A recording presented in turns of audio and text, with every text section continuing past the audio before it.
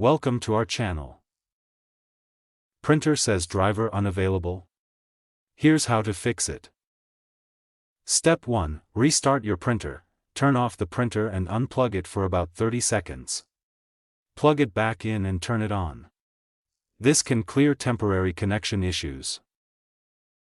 Step 2. Restart your computer. Restart your Windows computer before trying anything else.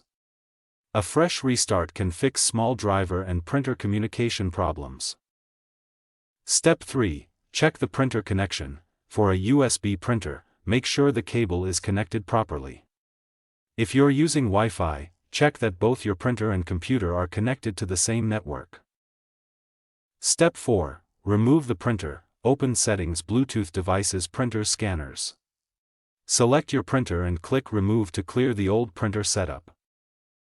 Step 5. Add the printer again. Go back to Printer Scanners and click Add Device.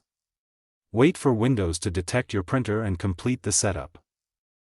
Step 6. Update the printer driver. Open Device Manager, find your printer under the Printer section, right-click it, and choose Update Driver. Let Windows search for an available driver. Step 7. Install the correct driver. If Windows can't find one, download the latest driver from your printer manufacturer's official website. Make sure you select the exact model and Windows version. Step 8. Run Windows Update. Go to Settings, Windows Update, and check for updates. Installing the latest Windows updates can sometimes fix printer driver compatibility issues.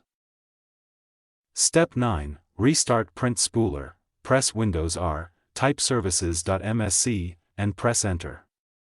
Find Print Spooler, right-click it, and select Restart. Step 10. Print a test page. Once everything is set up, print a test page. If the page prints correctly, the driver unavailable message should be gone and your printer should be ready to use. Thanks for watching.